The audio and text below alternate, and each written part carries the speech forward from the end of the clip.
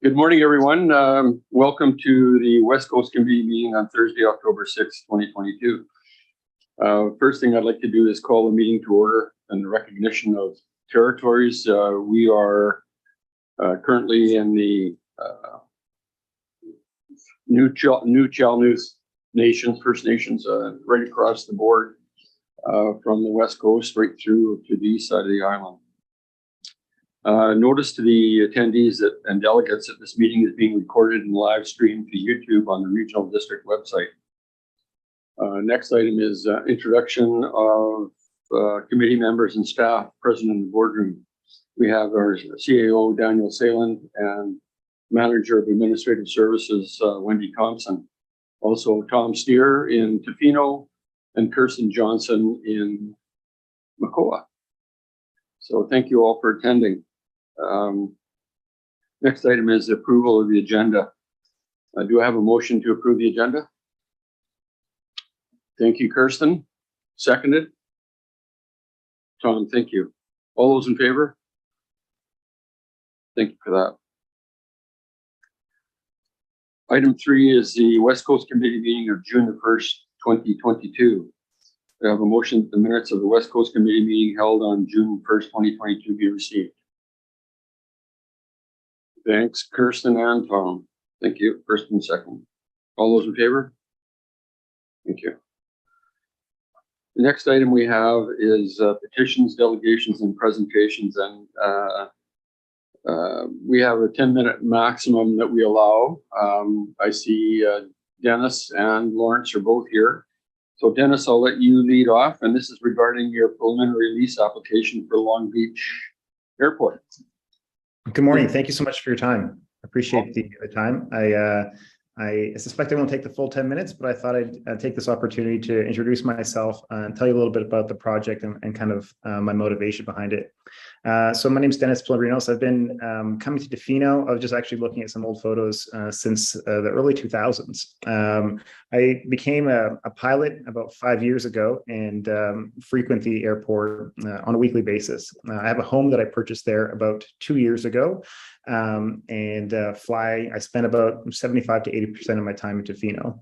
I fly in and out of that airport and having flown, East Coast from Vancouver to Halifax and Vancouver to Mexico, Tofino is one of the most beautiful places that I've ever seen from a small airplane. I'm a passionate aviation enthusiast. And one of the things that I would love to be able to contribute back to the community is helping that airport see its full potential. I'd been, as you're probably well aware, the weather in Tofino in the winter certainly can be quite tumultuous. I actually had the aircraft tied down, and the sustaining winds were just over 90 kilometers an hour. It snapped the tie down and spun my airplane around and caused a decent amount of damage.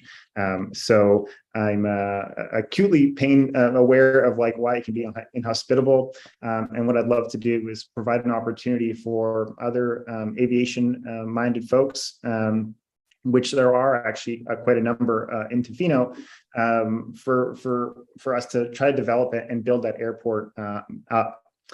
Actually, I thought what I might do is give you a little bit of background on the airport itself. If you're not familiar, I'll just show you a couple of quick photos here. This is, I don't know if you can see this quickly. This is, so the airport was actually a military operation airport in World War II. It housed just over 1,000 people and had a full kind of little village there, effectively. The area that I'm looking to build the hangar on is this building here. And to give you a sense for kind of some of the personnel, that's what it looked like when one of those bombers was actually based there, and the service people who were positioned there. And a far less interesting photo is what I'm trying to build. Nothing of that scale by any stretch of the imagination, but a structure effectively to kind of provide a place to store aircraft. I have a hangar at Boundary Bay, and one of the things that I'm quite passionate about is making sure that the airport is used for airport-related activities. One of the things that we see at Boundary Bay is a clear violation of the lease agreement, where about a third of the hangars there are used for storage. They store RVs and cars and things of that nature. It's absolutely my intent to make sure that, you know, I would love to be able to contribute to the community in a way that like it's actually used for airport activities. I think getting in and out of Tofino through by aircraft helps provide a bunch of economic incentives as well. In the summer, it's remarkable to see the number of airplanes that are of variety of sizes and providing more infrastructure for people who can contribute to the community from an economic perspective is something that I'd love to be able to do. So yeah, that's the intent is to build this structure on the old World War II hangar. I think there's something very poetic about being able to repurpose something. I kind of have this vision. This is a terrible image of what this is a drawing that we're going to submit for the building permit. But what I'd love to do is pay, you know, a tribute to that heritage. And there's often you kind of give these little hangars. There's an Atleo hangar there right now and a Tofino Air hangar right there. I would probably call this the World War II hangar, would be kind of the nickname for it, I suspect. So that's a little bit of context on myself, my motivation and my intent here. You know, the hangar itself requires that there's a bunch of infrastructure that's actually invested into the airport itself. I'm fortunate in that I'm able to provide some financial support to help contribute to making this vision a reality. And so I think in the document you see that there's a proposal to build some infrastructure there that I would be helping with. So yeah, hopefully that's helpful. I don't know if there's any questions I can answer at this point in time. Yeah, thanks very much for that, Dennis. I don't know if, can you, there we go, that's better. I don't know if anybody has any questions. Tom, do you have any questions or comments?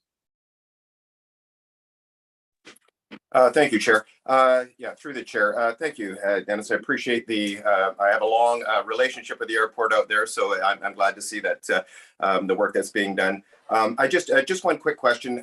You know, the report was pretty fulsome, and so I think most of the questions were answered in there. But just curious, you had talked about the potential in the intent for the hangar itself, and I did hear you note. Very familiar with the weather conditions and that obviously for storage of aircraft. Was there any other intent for the hangar itself?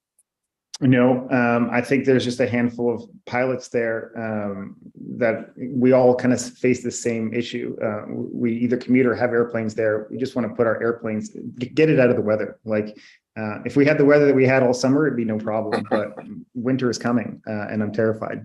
So yeah, that's it. It's purely as a means to store aircraft. Great. Thank you. You're welcome. Yeah, thanks very much for that. Any other comments or questions? Kirsten, are you going to park your airplane there? No? Thank you. Thanks very much, Dennis. I do appreciate that. Moving on, we'll introduce Lawrence Marazzi to Tofino Aerospace. Go ahead, Lawrence. Yeah, just checking because I seem to have been sent two different invites for this meeting. So can everyone hear me? Yeah. Yeah, we're all clear. Great. Okay, well, thanks much for having me on. I hope I can add to the application effectively that's gone in and the report that's gone in. It's just a very, very short slide presentation on what we're aiming to do with Tofino Aerospace. So if you just can give me one moment here. So, yeah, it said Marazzi, but it's as good as most people pronounce it, so thank you much. Our aim is to address some fundamental challenges at the same time as creating local opportunities. We're very conscious that the peninsula of Tofino has a quite restricted number of types of employment and fields of work, and we think in a similar vein to what Dennis, I think, very positively was talking about with the development of the airport, we aim to bring activity that will diversify business in the peninsula and contribute to a more thriving airport. So our you can split our activities into two different sides: long range, unpiloted air vehicles, so uncrewed, and services by them, including patrol, data collection, conservation, management, and emergency response. There's an example of a UAV in that image. And technology development for next generation low and zero emissions aircraft. This is very much my previous field, and I'm still involved. A quick question, we can't see any images, just your lead up page, Tofino Aerospace. Oh, it's not, nothing's flowing through? Is that No. You may need to start your slideshow presentation on your format there. Okay, let's see. I've just hit start slide. There you go. I just practiced that with I just practiced this with a colleague, so bizarre if it doesn't work. Is that showing up? Yep. Yeah. Can you see images? Yeah, you can see the long range and the technology. Yeah. Great. And then technology development. The image in the bottom right is actually of a new 30-seat regional aircraft. Know them quite well, and they've just landed orders from 2 major airlines. So those are the 2 sides of the business. What's the background? Well, it's a time of critical challenges in the protection and management of natural resources. I mean, this goes without saying. There's a huge range of areas, but just as a sort of touching on a number of points which are relevant to what we'll be doing. Obviously, flora, fauna, environmental challenges due to global warming and increased greenhouse gas emissions. Examples, obviously, are salmon. Salmon in our area are right on the threshold of the temperature limit, average temperature limit, whereby they'll no longer be able to actually live off our coastline. Increased food chain and vulnerability. These are krill, obviously a really important base species, a difficult thing to monitor persistently 24/7, expensive to do so as well. Use satellites, but they're usually not reactive. Lawrence, sorry to interrupt. I don't think do you have 2 monitors plugged in? No. Okay. Yeah, I don't think your It's slides are actually advancing. This is not working. No, it's not. I don't think your slides are actually advancing. That's bizarre. Sorry, guys. I'm gonna use presenter view. This isn't. If you hit from beginning, the button from beginning, it'll make it bigger, and then you might just have to start over in advance. Yeah. Click that. Yeah. I don't understand why this isn't working. We just went over this. Okay. Lawrence, there's a little checkbox that says use presenter view. If you move over to the right, I wonder if that will. Do you see that checkbox? I can see annotate, remote control, more. Yeah, so I think if you just exit out of presenter view and just go to the slide overview, and then you can just manually click through them, because I think it's just a screen mirroring thing. Just like, now can you guys see it now? We can, as you advance it, we don't see the advance. That's the problem. You don't see it. Okay, so if I go this way, this should just.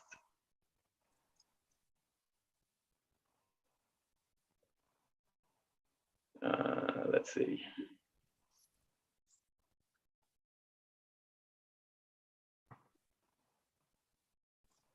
Why is this now not working at all?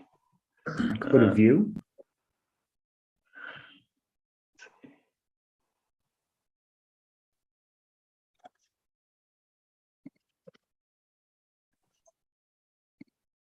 No.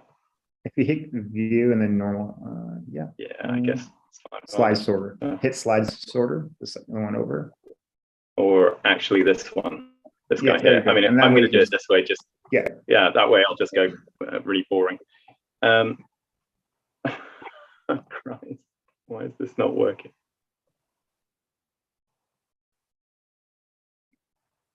Sorry, Ron. I don't understand why this isn't working. Okay, looks like we're going to just have to do it really crudely. So can you guys see the screen now? We can see the fish. Yeah, so fish, excellent. Okay, next one, krill. I've gone over, but effectively you can use satellite monitoring, but it's frequently not reactive enough. Illegal, unreported, unregulated fishing. Something like 1 in 5 of the fish that ends up on our tables is illegal, unreported, or unregulated. A huge issue. Illegal waste dumping and tank flushing, this is going to become even more critical off our coastline in particular if the proposed protected zone off the west coast goes forward. The DFO is trying to push for it. If it does, the huge area where people currently exchange water that they won't be able to. So it's another area to monitor. Increasing wildfires, unfortunately, frequency, intensity, and effect are all growing. We need to do something about this, but it's a real challenge right now because the rates are going high. Increasing risk from bad actors. This is very relevant to us here in Canada. Pacific, Arctic, and Atlantic regions. Those are just Chinese individual fishermen who have banded together to not get arrested by Coast Guard. Definitely an example of bad actors. The areas that need to be covered are huge. It's very, very difficult to do this because we're talking of so many million square kilometers of both the extended economic zone and coastline, etc. There are efforts to address these challenges. They've grown, but they must accelerate. We've got increased firefighting capability, but as shown there, we're talking up to 6K for certain helos to actually operate them. So maintaining persistence, operating 24/7, these are very, very difficult things. The logistics chain for those helos is also really significant. So it's a very difficult thing, becomes more and more expensive to do just when we need more and more capability. Another way that they're being addressed, zero emission aircraft technology, they're in development, but no aircraft are in regular service. That aircraft just had its first flight this week, or the prototype did. I've known them for a while. DHL have placed an order, but none of them regular service. UAVs and zero emission aircraft can contribute solutions to both sides of these challenges. So it's all on there, so you can read it, but I'll go through it anyway. UAVs enable the observation of vast areas at much, much lower cost. We're talking a few orders of magnitude lower. And you know, you could even say 3 potentially if you start including the rest of the logistics chain to crewed aircraft. Data collected will generate new conservation insights and conservation levers combined with multispectral data analysis from satellite information. You're effectively getting on this side of things a very, very reactive UAV tool to collect more conservation insights and data, something which is very, very much in demand and needed to actually get on top of some of these things. So patrol projecting can become real time across Northwest and East Coast. So right now, yes, there's satellite input. Yes, we've got certain patrol aircraft, but we are not completely in control of, you know, we want to check those grid references at this time of day, or we want to go to that ship that's turned its transponder off. Development of zero emission aircraft technology combined with sustainable energy generation can help take CO2 out of aviation. So obvious statement, that's of the two halves of the business, that's the other half, and something that I have a background in and we aim to do. And this is still not working. Amazing. All right. Okay, so working with communities, governments, academia will use long range and long endurance UAVs to support activity identification. So not just there's a ship there, but what it's actually doing. What level of trawl fishing is it doing? What type of lines has it got in? Is this all legal? Both trawlers and other maritime traffic, protecting fish stocks and the ecosystem. A couple of different UAVs as just examples in that photo. Lawrence, if I may, you're just about at the end of your allotment time. Sure. Do you want to wrap this up? Yeah. Okay. Basically, I have a background that supports what I'm doing for my previous company. Founded it in 2008. Ended up now we're at over 250 staff, and effectively those are the two sides of the business. Sorry about all the mess up with the bloody slides, but yes, thanks much for the time. Any questions?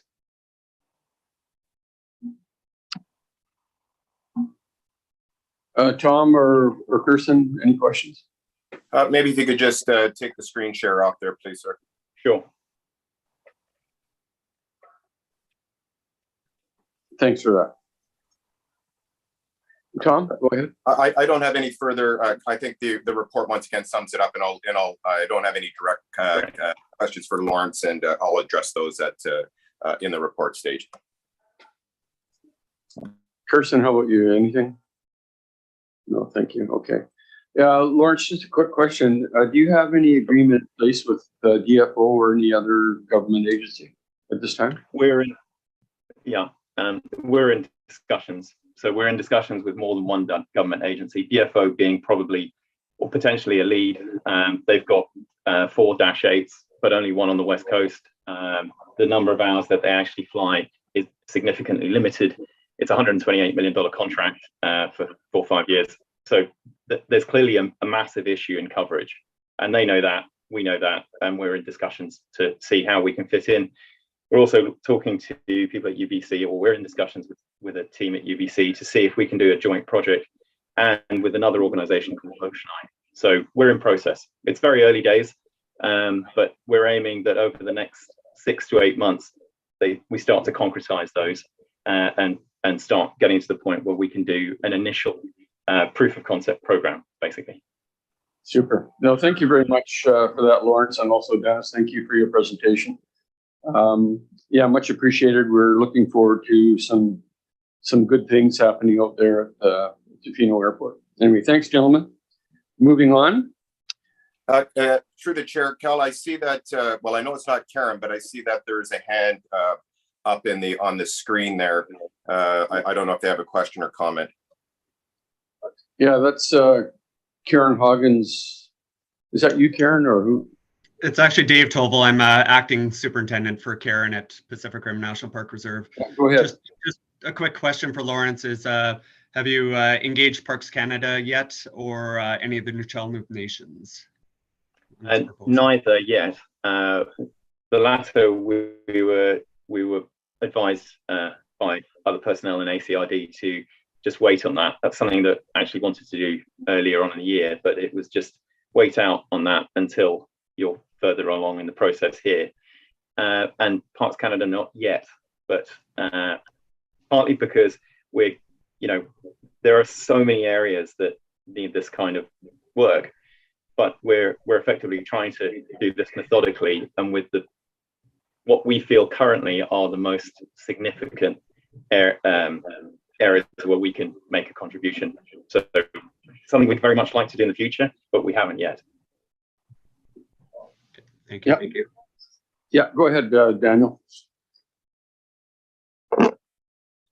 Hi, Lawrence. I'm Daniel Say. I'm the CAO for the ACRD. We didn't get a chance to meet yet. I know you've been working with my staff.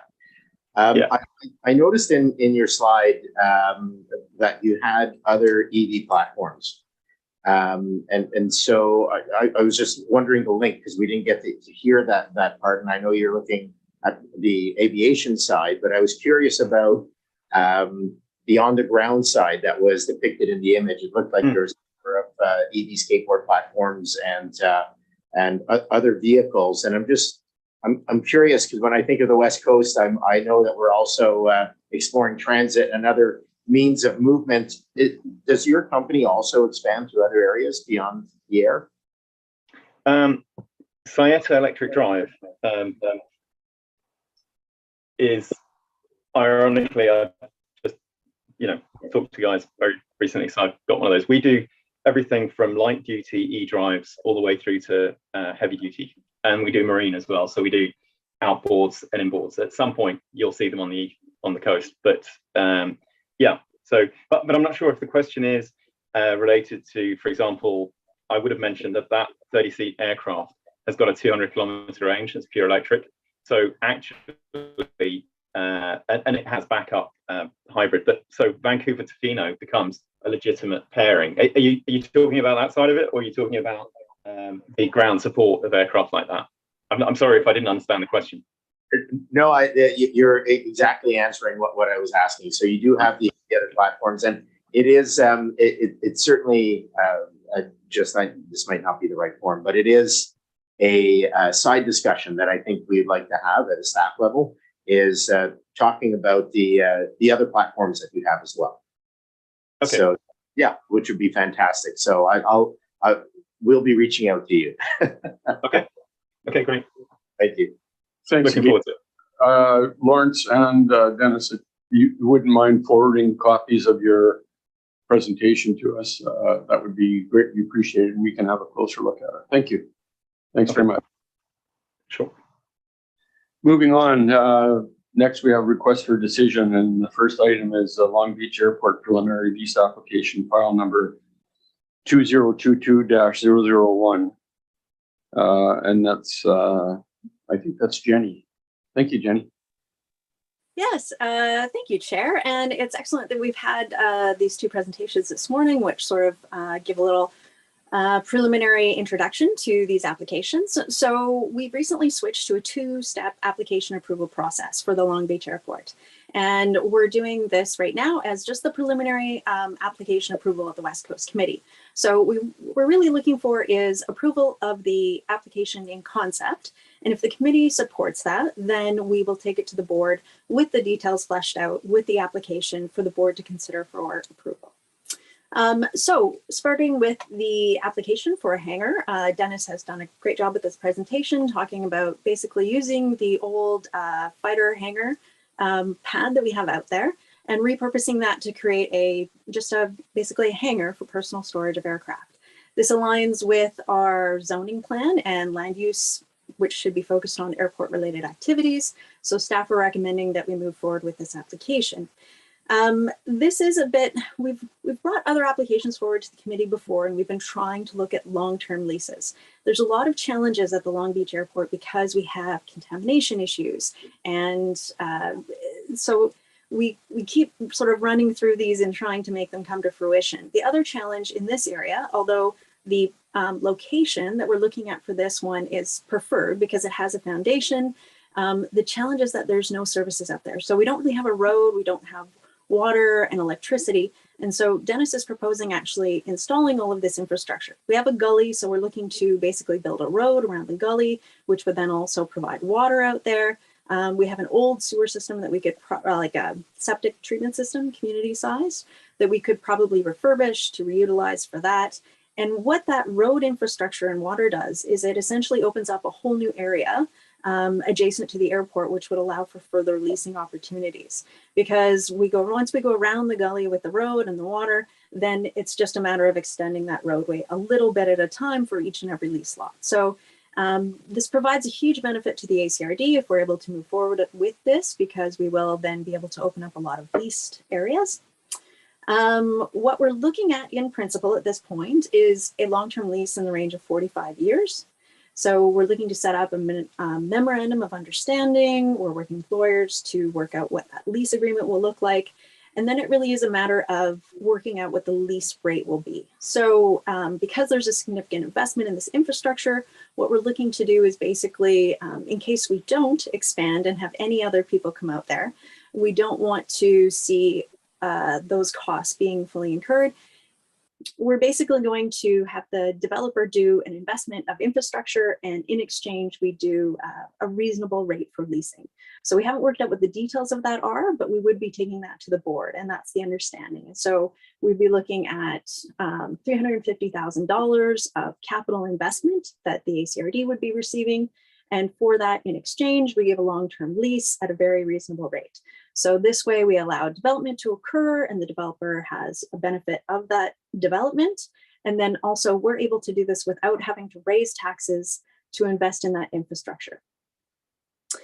This is, I think that basically sums up the lease application. Regardless, we will still receive AMC fee, airport maintenance charge fees, as well as water fees for all leases. But we are looking to set lease rates to encourage development for airport-related activities at the airport as per the direction of the committee. Happy to answer any questions. Thank you, Jenny. Tom, go ahead. Thank you, through the chair. Thank you, Jenny. Appreciate the report once again. And off the bat, I'm very supportive of the preliminary application moving forward. I do have just some maybe directional or small concerns in terms of the request for the waiver of fees, and you touched on it in terms of how we might approach a negotiated conversation around that. As we know that infrastructure will require long-term maintenance and will become part of our asset management plan, so we certainly want to take that into consideration. In terms of the direction for that negotiation, I think you guys and the developer can have that conversation. But in terms of direction, I would not be supportive of a waiver of those fees over the entire length of that term. That there has to be some form of negotiated understanding that even though there will be some benefits to the ACRD, certainly the benefits to the developer are there, and that the long-term maintenance and care cost should be incorporated into that conversation for sure. And I maybe just a quick question, Jenny, in terms of the where we look at those long-term leases and how and I know that we're still in the draft form of the LBA and that we'll be getting some more fulsome information as well as a service fee review. But I'm just curious as to how one, from the ACRD perspective, how we look at the length of term for that lease application. In this case, we're recommending maybe a 30-year with those extension periods. And where do we come with that? Is it an arbitrary thing, or do we have a definitive way of looking at it? Well, we're still setting, we don't have any established so far. We do have some at the Abra Airport with Colson's, and those are very long-term leases. They are 20-year renewal terms, so upwards of this length of term. So it's not unprecedented to have this length of term for a long-term lease. We're looking at the China Creek lease, which is also very long-term. So this wouldn't be unprecedented. The rationale for the length really does come down to in the report I mentioned that we're doing a market rate assessment. So we're looking at what the value of the land without improvement really is, and we'll find out what that is. But we have our old rates.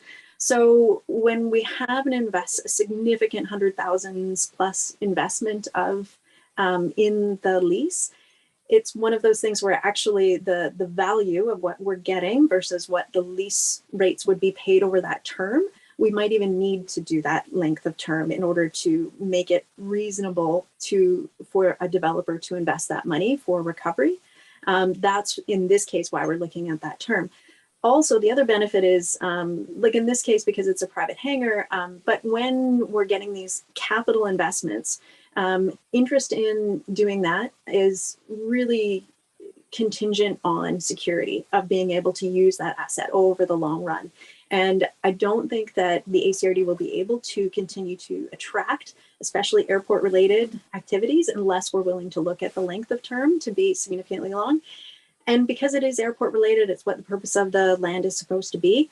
From a staff perspective, we do encourage that because it's good. That's what we want the land to be used for. So securing a long-term lease seems to make sense. Great, thank you, Jen. I just wanted to hear it out loud, but I'm very supportive of that length in terms of understanding the relationship between the investment of the developer and to wanting to secure that. Absolutely get. So thank you for the explanation. Yeah, thank you for that, Jenny. I'm pleased to see that a lot of the boxes have been ticked off, and looking forward to covering off such items as latecomers fees and so on and so forth. And the increased revenues that we'll be looking at in the future is really a positive thing. And thanks to both these gentlemen for their input and their investment into this into the LBA. It's going to be really important for all of us moving forward. I don't know, Dennis, should Mr. Salen, do you have a comment on that, please? I do. I do know that on the in and around the airport, we touched on the Folkwick Nation and the outreach with the nation, and that is part of if the West Coast Committee approves this, and it's part of the next phase prior to going back to the board. And I just wanted to make sure that that was clear. I know that members of the nation reached out to me directly, and they just wanted that clarity to know and didn't want to be omitted from the process. So I just think it's important for the committee to know that that is actually in the report. It is part of the steps. I know that we've asked both the delegations, Lawrence and Dennis, to wait and that we'd have that as part of the next step. So I just wanted to make sure that we were very clear on that it is part of the process. We will have every intention and will follow through on making sure we're working with the nations when it comes to the airport. And so I just wanted to make sure that we were clear. Thank you. Okay, that's, thanks very much for that, Daniel. It's important, and it's an understood issue that we're dealing with, and we're happy to have First Nations come on board.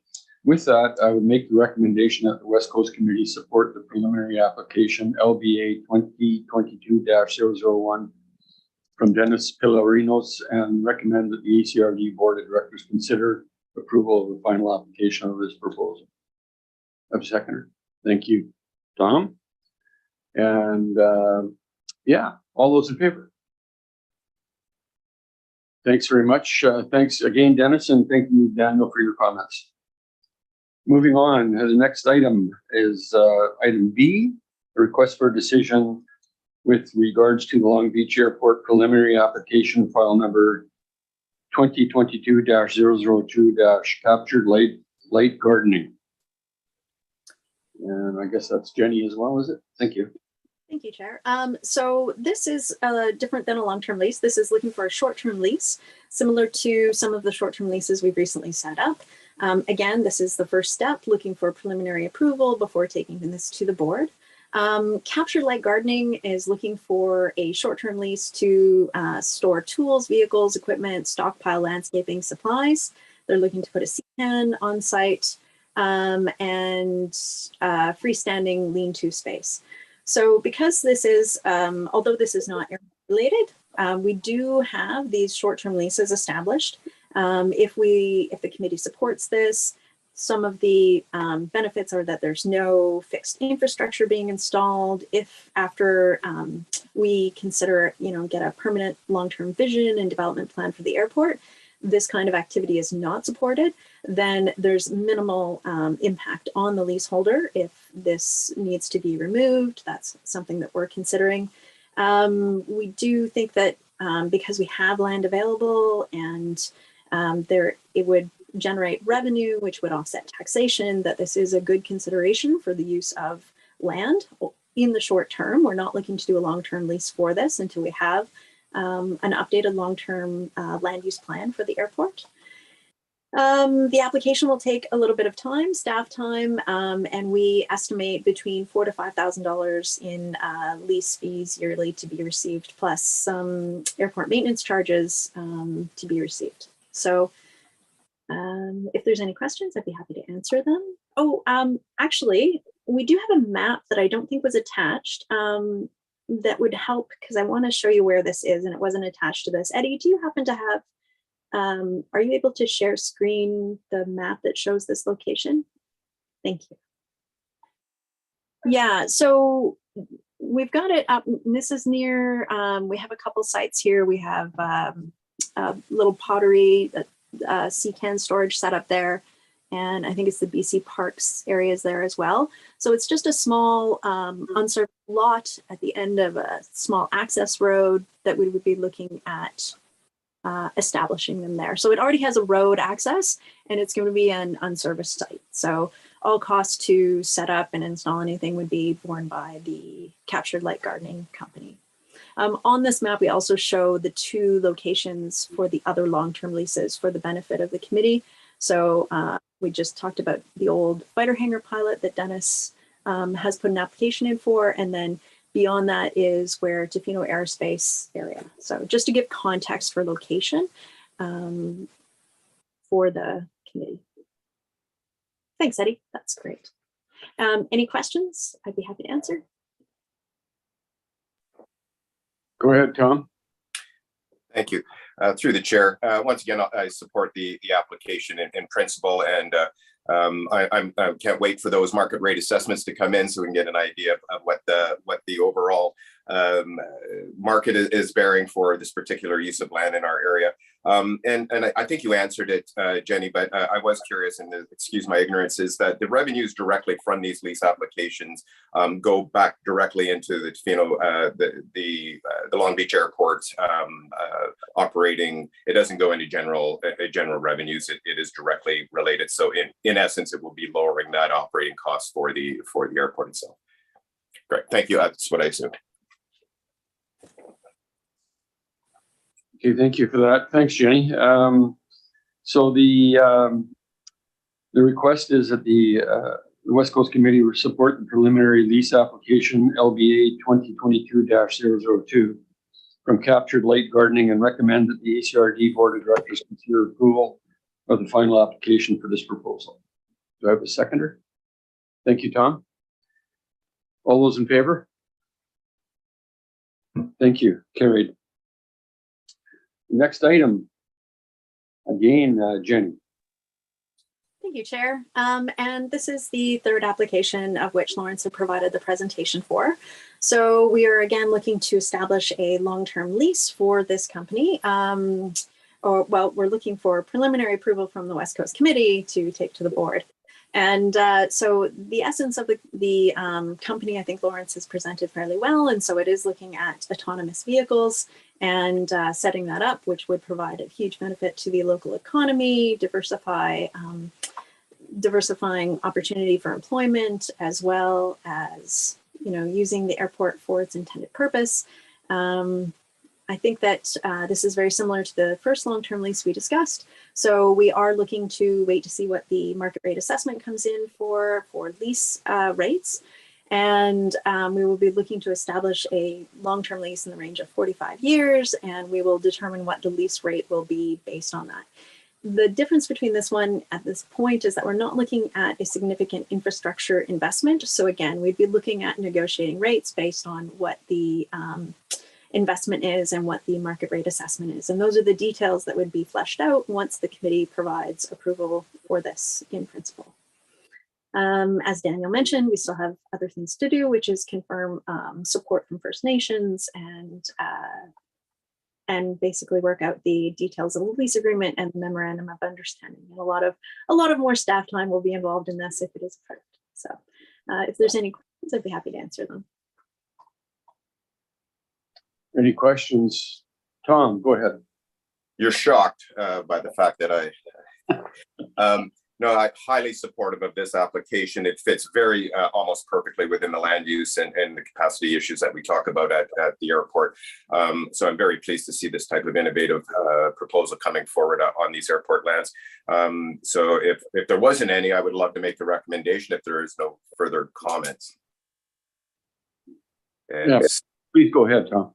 Great. That the West Coast Committee supports the preliminary lease application LBA 2022-003 from Tofino Aerospace, a division of Virtual Exponential Improvement Corp, and recommend that the ACRD Board of Directors consider approval of the final application of this proposal. I second that. Or Kirsten, actually. Thank you, Kirsten. All those in favor? Thank you. Thanks very much, Lawrence and Dennis. Much appreciated. We're looking forward to the future developments. Thank you. The next item is item D, request for decision with regards to the amendment of tipping fees for the West Coast landfill. Jenny. Oh, I guess it's Paulo. Thank you, Paulo. You betcha. Thanks, folks. Just a quick recap. We brought this bylaw amendment over towards the board a week ago, actually. So decision was made to defer it back to West Coast Committee, give the opportunity to have discussion over what the changes actually mean. So I'll do a quick preamble on it.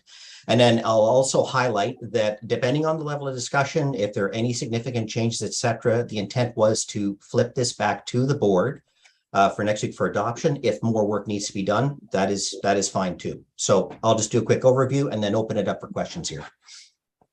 So looking at updating the tipping fee bylaw, and essentially the key takeaways laid out, the last rate increase was back in 2019. And since that time, we've seen a lot of different changes where neighboring regional districts have updated their fees, their base fees from 130 per ton to 140 per ton. Best practice is always you get concerned with if you become the input center for cheaper waste disposal kind of thing. That's something we want to avoid at all costs. A little bit less of a risk on the West Coast, but it's always something to flag so that we're kind of aligned and keeping up with our neighbors.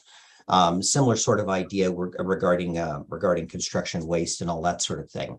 We've also seen that solid waste operational costs have been increasing with inflation, and we do expect that further increases are anticipated.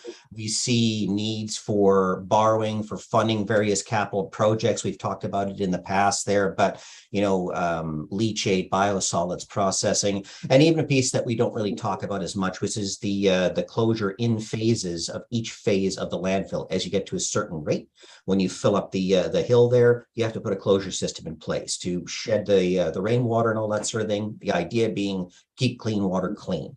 Those are all capital projects. So all of those pieces have an impact.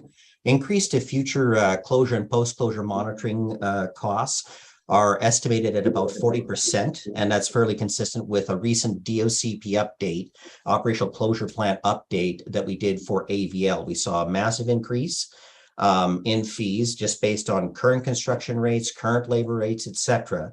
So we updated accordingly there. It's likely that when we update our DOCP for this West Coast landfill, the same thing will occur. And we reflected that in the 2022 budget as well. And then with the establishment of organics diversion, we see, impacts on education piece, infrastructure. We've established some new rates, and I'll go through those right now. So the key changes, we've talked through the jump from 130 to 140 per ton for the base tipping fee. Construction tipping fee, upping that from 160 per ton to 175 per ton. And then there are some additional rates to take into account that we'll be taking in organics within the next several weeks here. And so organics will be a new rate of 115 per ton with a $5 minimum. We'll have rates similar to the AVL for $5 per load for residential branches, something we don't have on West Coast yet. Commercial branches at 120 per ton. Fine materials such as grass and leaves, that's no charge.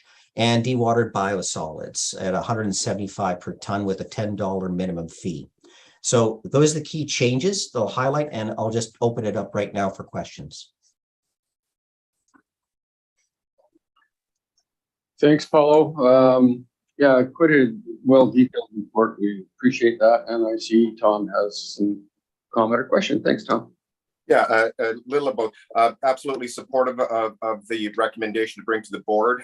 Just a few observations and maybe potential concerns to flag. The first one that came out, and although the residential branch fee I know is minimal at $5, I can almost guarantee you that we should be monitoring the illegal dumping, because I can almost guarantee you that will be a consideration, even though it is a minimal fee. I hate to say it, but I've seen it. I'm out there all the time. I see it fairly regularly, even with no fee attached to it. So just a note of concern there on that one specific little thing.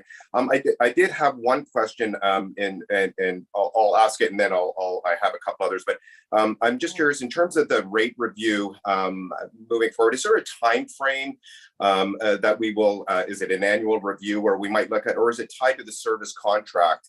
I'm just curious. I know they never go down, but just in terms of our ability to look at those rates and have a definitive understanding of how we might increase or hopefully ever decrease those fees in relation to the operating costs of the landfill.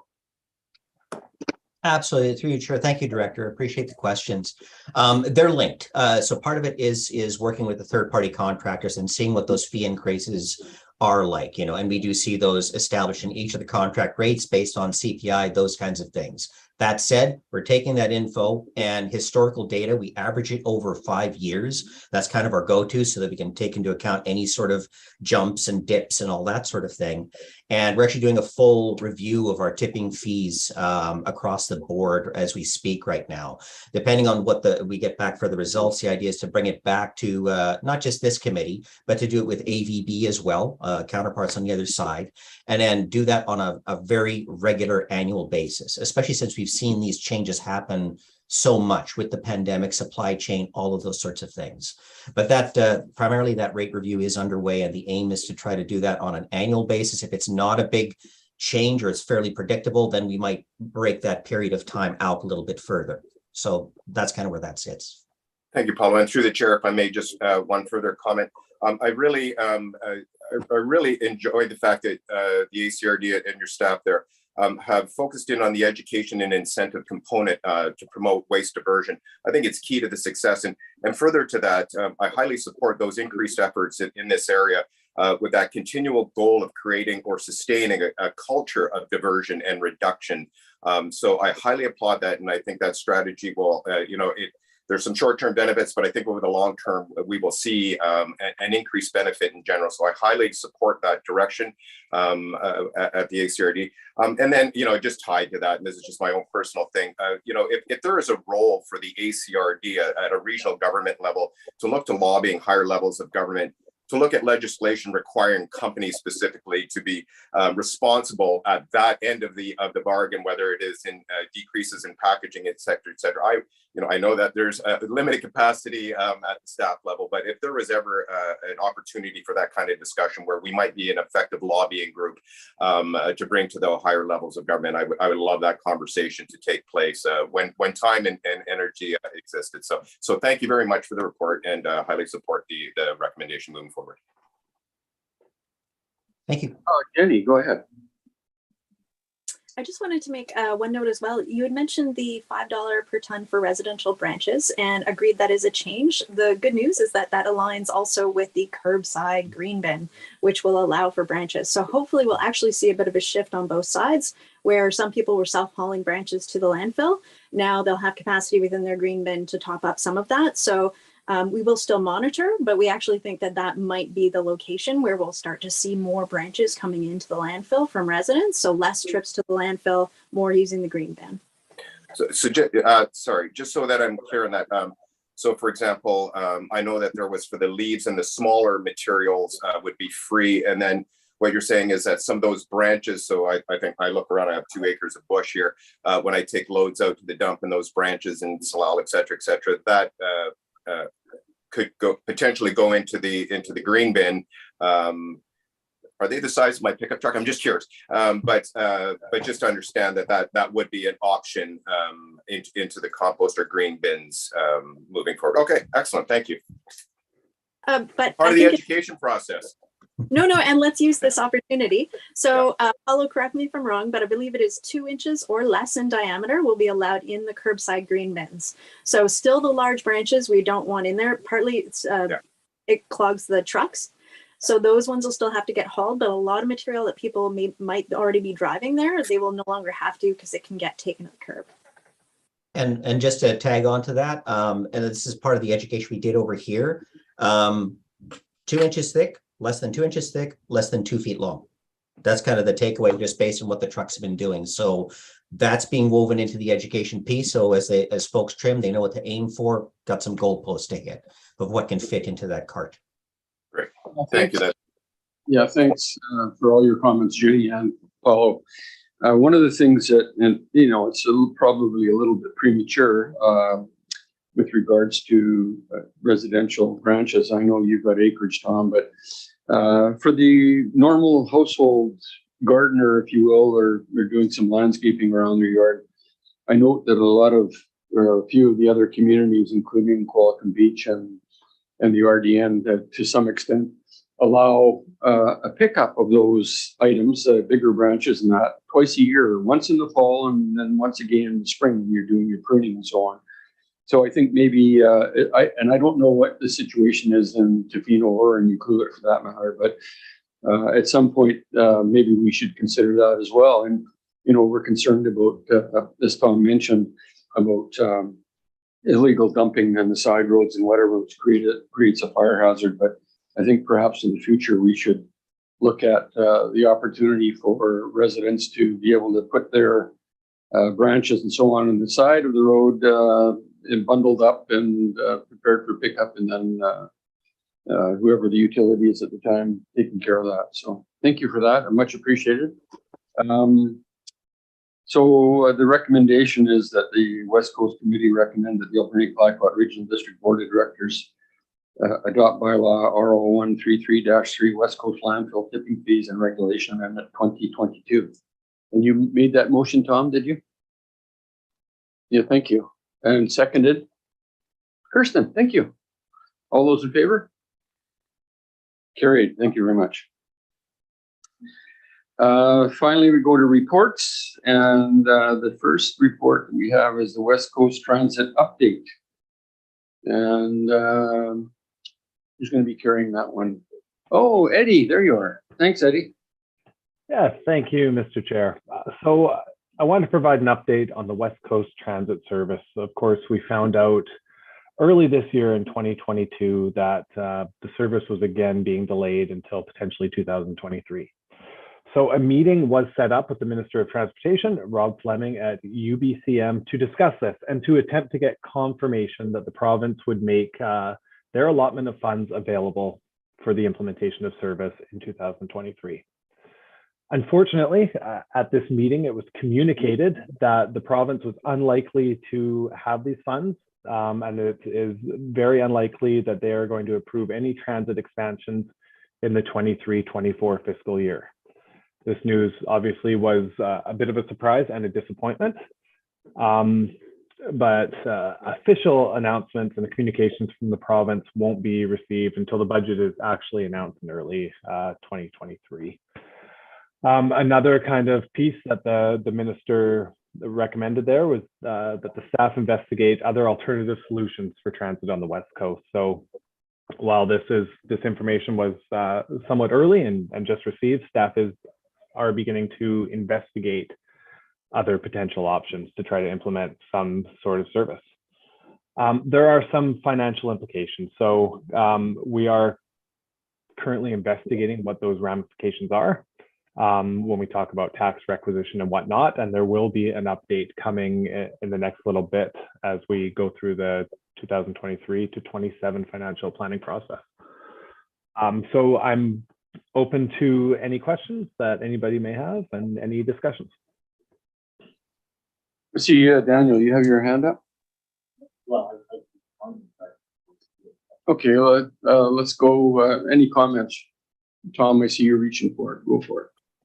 Yeah, I didn't know if Mr. Solar had further to add to that, and I can wait for that to because I do have a couple of things to say.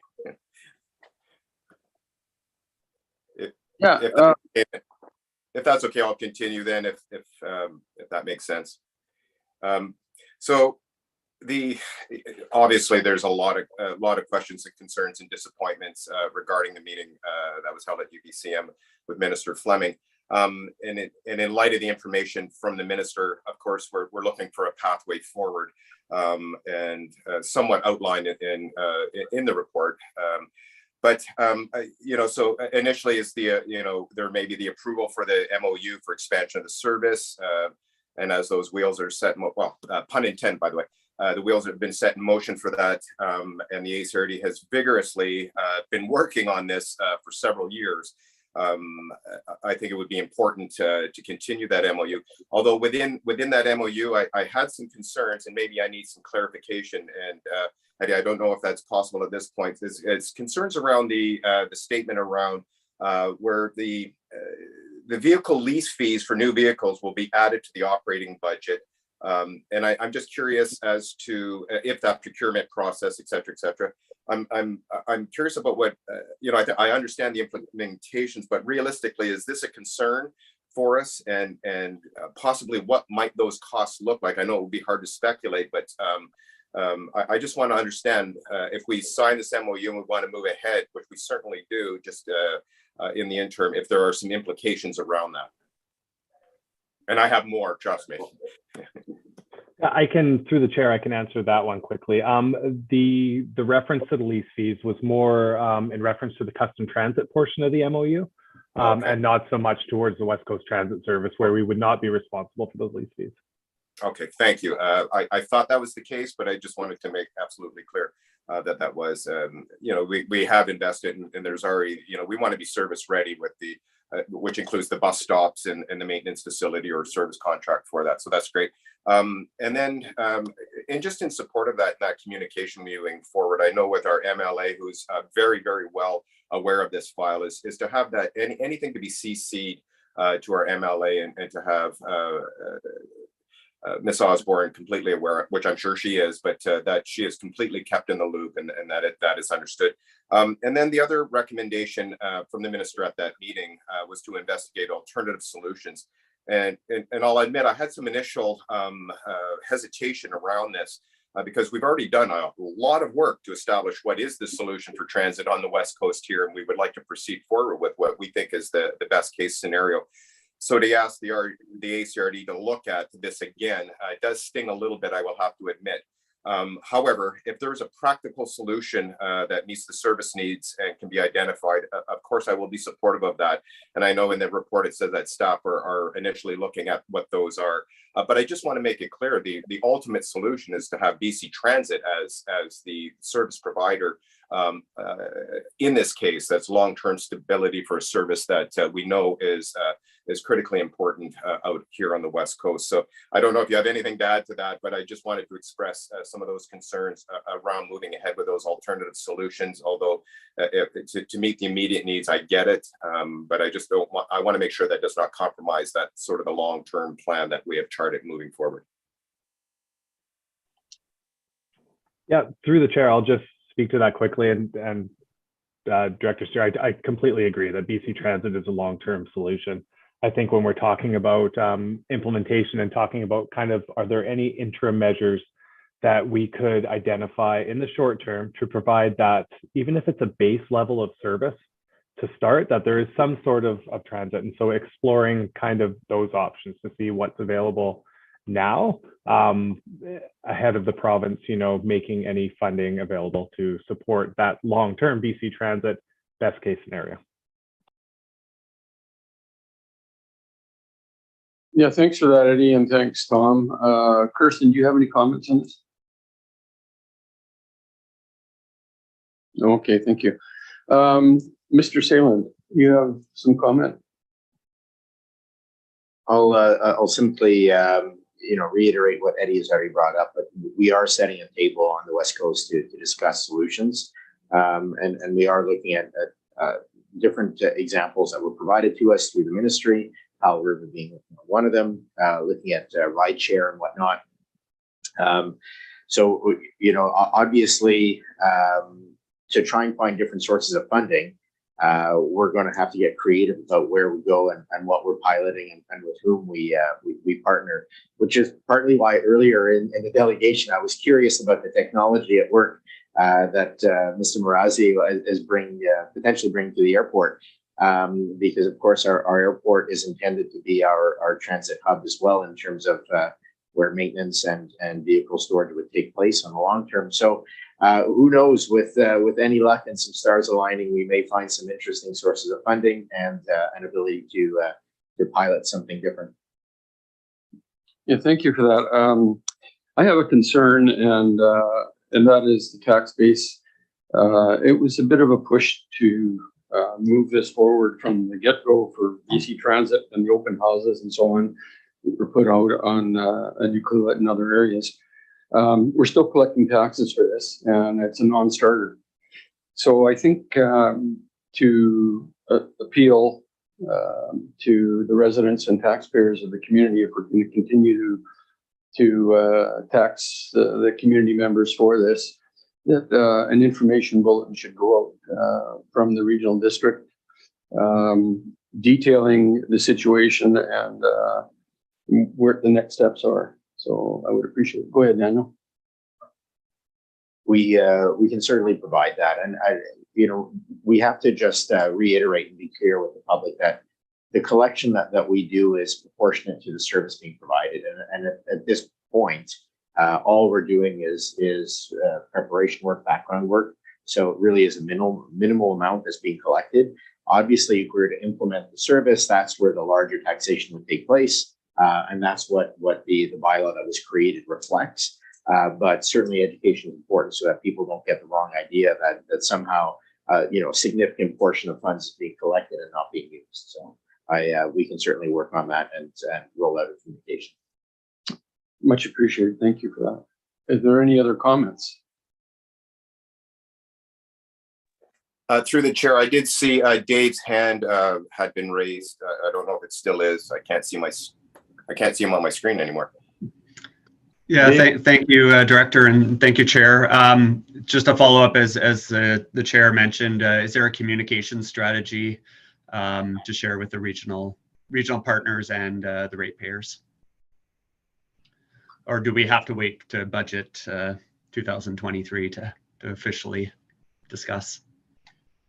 I don't believe that's the case. I think that, you know, our communications person with and through staff can put something out fairly soon. It was as Tom and Kirsten and myself and others were involved in the meeting with the minister, and we're actually you know, quite dismayed that there was no funding coming forward, but and nothing for the immediate future. So I think it's important that we share this information with the communities as well, and such as yourself, Dave, and Parks Canada, and any other First Nations communities that are going to be affected by this. So thank you for that. Next item of reports is the West Coast Landfill Annual Report. And who's going to be talking about that? Oh, Paulo. Go ahead, Paulo. Thank you, Director and Chair and everyone else. This was brought forward to the June 1st, I think it was, West Coast Committee meeting, was received. We wanted to bring this back because we do recall there were a couple of folks that did have some questions to follow up on the annual report piece. So with that in mind, I do have a presentation that I can share. It is over information. We can go through the piece there. If you'd like me to walk through that, I can do that. And then we can open up for questions, or we can even open up for questions right now. So I kind of wanted to get the sense of what you folks would like to see. Yeah, I'm happy to hear whatever it is that you have to report. I reviewed the report somewhat, and I'm sure the other directors have as well. So unless there's questions, please carry on. Thanks, Paul. Thank you, Chair. All right, just give me a quick sec here. Oof.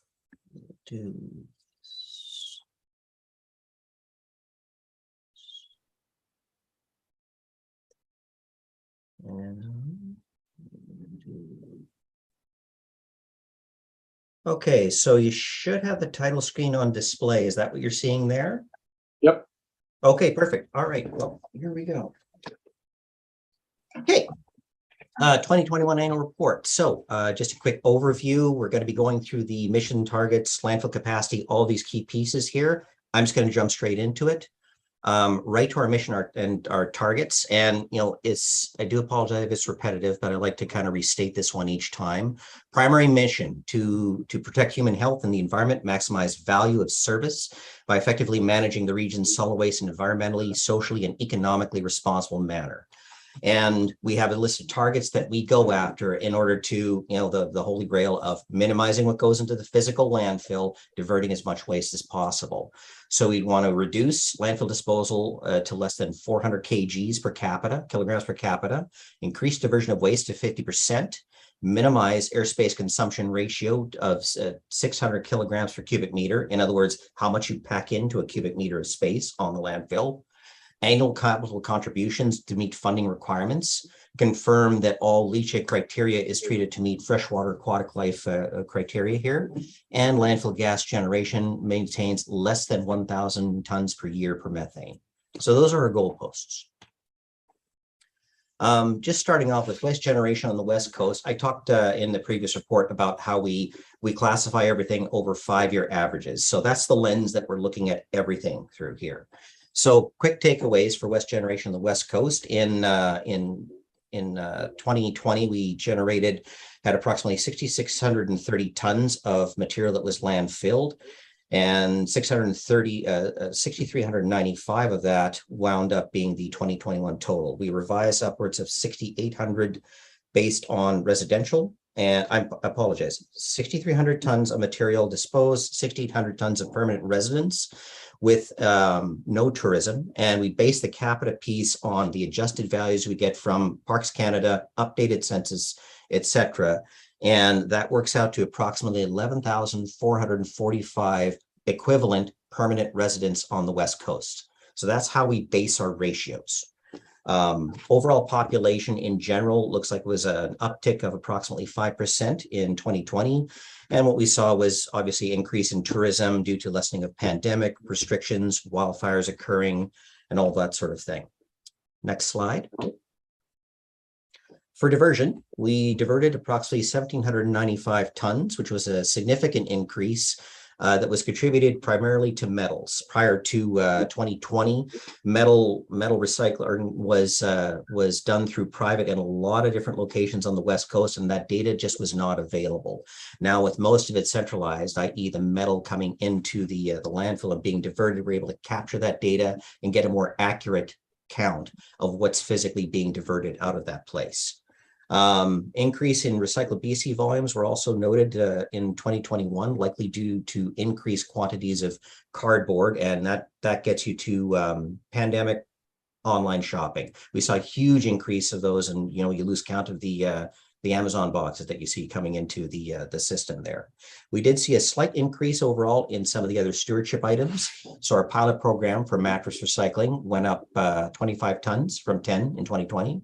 Ocean plastics up 13.7 tons from approximately just over a ton in 2020. And rope and netting is up 47.5 tons versus 4.75 tons in 2020. Mostly due to Ocean Legacy's expansion on their now permanent site. Moving on, landfill capacity. So this is a quick snapshot. We have, based on what we saw in 2021, we have approximately 700,000 cubic meters of space available to fill in the landfill footprint. That equates out to approximately 33 to 35 years of remaining life in the landfill. And that's assuming nothing is diverted beyond what we're doing right now. That obviously doesn't take into account future changes and increases due to organics and all that sort of thing. That number will wind up going a lot higher.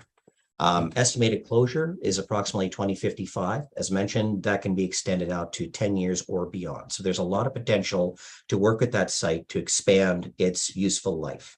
And again, that comes back to the Holy Grail. You try to expand the life of the landfill as much as possible before you need to start essentially looking for a new expensive waste option, like trucking out of the area kind of thing. So that's what that is. For finances, typically closures have required $70,000 per year. So what that means is we take everything into account for landfill operating costs, et cetera. And there's always a piece, because we're very tipping fee oriented, there's always a piece where you set aside monies to put away for future closure of phases of the landfill, for any sort of capital works to capture all of the environmental monitoring, seal off sections of the landfill to ideally keep clean water clean, and ensure that that system, once it's actually completed at some point in the future, it is still being monitored on a regular basis. So there's always going to be costs in there that you have to think about in the future where there is no income coming into the landfill anymore. Perhaps it turns into strictly a transfer station and nothing else, but the landfill is still there. So monitoring is required for a significant period of time. That's what these monies talk about here. You've seen a fairly steady increase in reserve funds. And in 2021, we looked at approximately $90,000 for closure, post-closure work, as well as $250,000 for capital contributions. That was reflected in the budget. And I've got a summary in here for our costs for landfill operating was $975,000 all told. Administration and education costs, so the outreach that we talked about. Pieces for recycling. The total cost being approximately $1.2 million. We recovered back on revenue approximately $321,000. So there's a net cost operating of $909,000 for that function, and a reserve allocation for $340,000. Environmental monitoring, I'll just go briefly over it here. Water quality monitoring conducted quarterly. So field monitoring is conducted by ACRD staff. In other words, they collect the sampling and then we send it to a certified lab and consulting group, which is Pito Associates. We run into issues with the environmental system whereby we run into overflows. And what those are is we have a leachate control system that goes through a perforation pipe. But in extreme areas of high levels of rainwater and all that sort of thing, we do see overflow events. Now, they don't trigger any exceedances as far as our environmental requirements are concerned, but it is an overflow because it doesn't go through the channel there. The idea behind that now is one of the capital works we want to see in the future is we want to upgrade that entire leachate system, and that would draw memory back to the conceptual design for the leachate system we want to install. We ran the committee through that about a year ago or so. So that's on the books to address that piece there, but just wanted to flag that that is something that we track with the Ministry of Environment. Moving on. This is just a quick overview, just to get you a sense of the landfill itself. This is strictly an engineering drawing with contours to show you ideally the north area. This contoured area is the actual landfill itself, and it shows you the outline of where we've been physically filling in here. And the next one is strictly a satellite view that we took, air view actually, sorry, UAV survey that we did in January of 22. So this is the most recent image of what that landfill looks like. And that's not taking into account, of course, the organics facility that we're constructing. So just running my mouse really briefly, you can see the main proper of the landfill itself. The leachate control system is on the lower left. And down in the lower right-hand corner, a little bit fogged out, is where the scale building is. Small building here is Ocean Plastics. And this area on the southeast is where we're currently constructing the organics facility. Anybody that's gone in, you may have seen some changes on that site there. The civil works construction is going very, very well right now.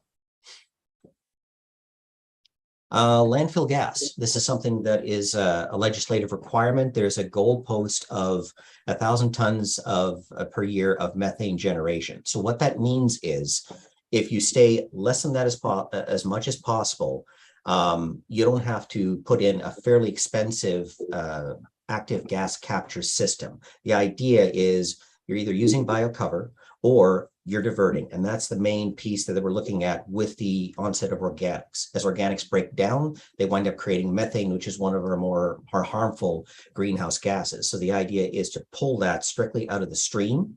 That winds up getting processed, which is the whole point of the 3-stream, the organics facility that we're about to fire up. And then because of that, we never have to go and put in that expensive facility and monitor for greenhouse gas after the fact. We get to do this upfront as a proactive system here. So based on the modeling, the site generates approximately 339 tons of methane. And it's scheduled for another landfill gas assessment, ideally after organics is in place, so we can monitor what that tonnage looks like. We expect that number to drop from where it is. So ideally, we never have to touch an active gas landfill system or landfill gas system. Quick snapshot of projects. So completed in 2021. Ocean debris cleanup, you've got a snapshot of the Ocean Plastics Depot that I just talked about here. And the rope and netting piece, we're moving a significant amount of the material out through Ocean Legacy, which has a now permanent facility they've expanded on in, I believe it is Stevenson Harbor in Richmond. And they've processed a significant amount of backlog, upwards of 80 or 90 tons or so, including the material that we're slowly bringing in. So it's been a really good program so far. We're also done some additional monitoring improvements. So just more grubbing of the monitoring sites by the team at Barrie and Vale, who operate our landfills. And as well, we saw an opportunity to shift over water sampling from our consultant with Pito Associates to our actual talented water staff there from Eddie's group. So right now what they do is they'll do the quarterly sampling over at the Alberni Valley Sort and Go Center, which is what it's called now, and the West Coast landfill. And they'll take those pieces, they'll take those samples and shift them over to the labs to conduct the third-party testing. And that system's been working actually very well. The guys out there have been very efficient in the work that they've been doing. So yeah, it's been showing a great improvement, and it's an opportunity to also save some costs as well, as opposed to bringing consultant out each time for those sampling pieces. This is just a previous snapshot of the leachate treatment system that we want to upgrade in future years. And it just shows briefly western section of the landfill.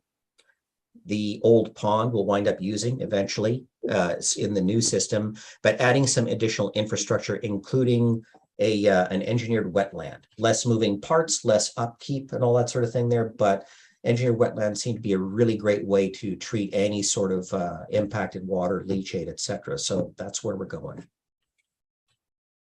Organics composting facility design. This has obviously changed a fair bit since the 2021 report.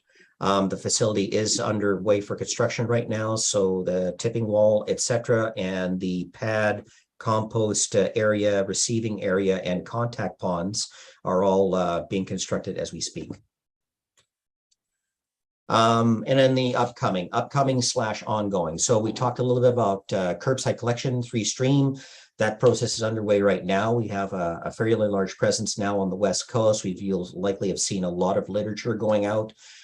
We've been working fairly heavily with updating the West Collection bylaw in preparation for rollout of 3Stream. Carts are now starting to land on the island and being mobilized over to the West Coast. We've been working on expanding the curbside to the Taloquiet First Nations and the Thuluthat governments, so the communities of Hitatsu, Esawista, and Taistanis.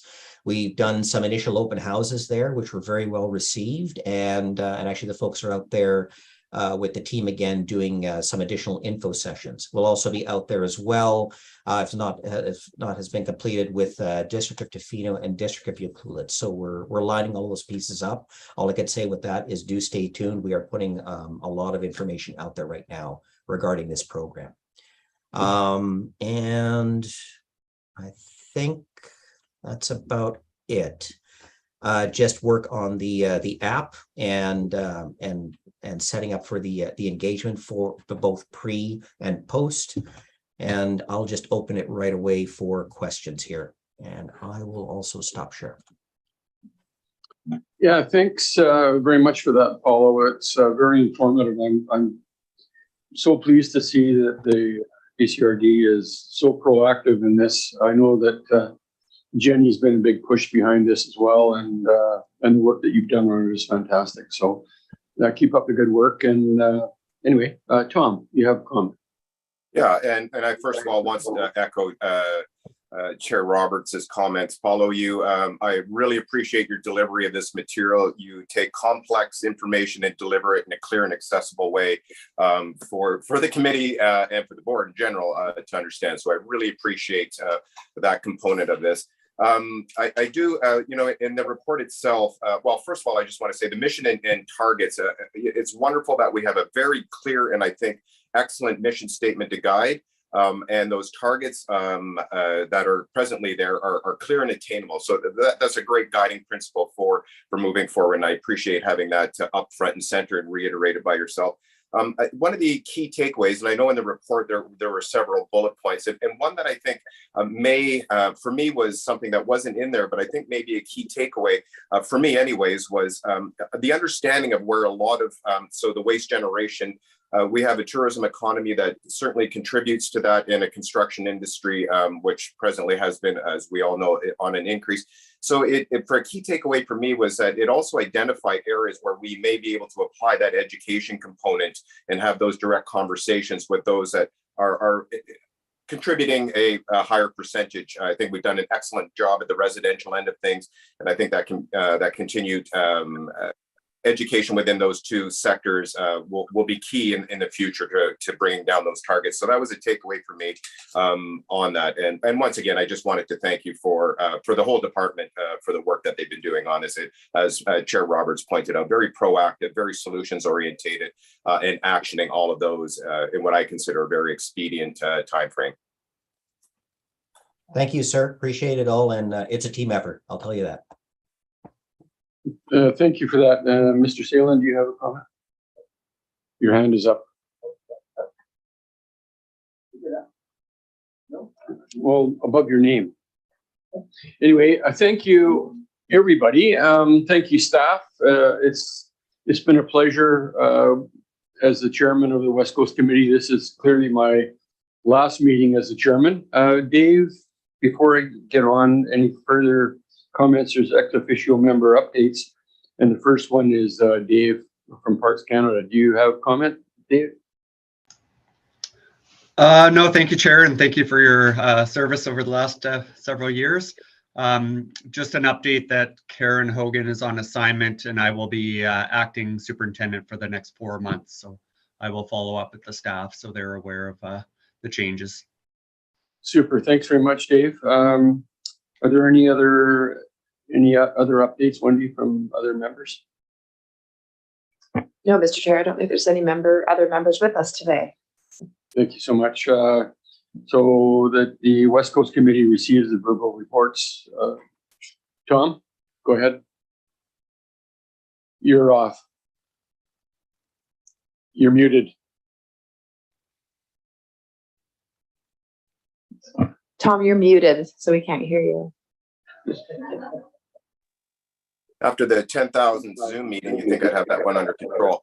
No, I just was going to move that the West Coast Committee received the verbal reports and that when the time is appropriate, maybe under late business, I did have a final comment. Seconded. Kirsten, thank you. All those in favor? Cheers, thanks. Is there any late business? Any other late business? Tom, you had a comment? Yeah, I just, and it's directed to you, Chair. I really want to express my gratitude for the commitment you have made. I know this is your last meeting, and to express my gratitude for the work and commitment you've done for this region.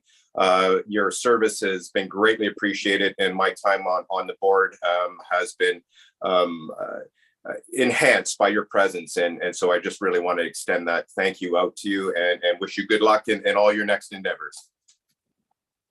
Well, thank you for that. Very kind words. I appreciate it. And of course, we as board members couldn't do this as well as we do without the staff, starting at the top with Mr. Saleman and his predecessor, and Wendy and Terry and Janice and all the others, Paulo and Eddie and Jenny for sure. I do appreciate it. Anyway, my last meeting, thank you very much. Are there any other comments or questions from anybody, Wendy? No, Mr. Chair, there's no questions or comments from the public today respecting the agenda. All right, thank you very much. A motion to adjourn? Thank you, Kirsten, and I second it. And have a good day. Thanks, everybody. Thanks for all your input.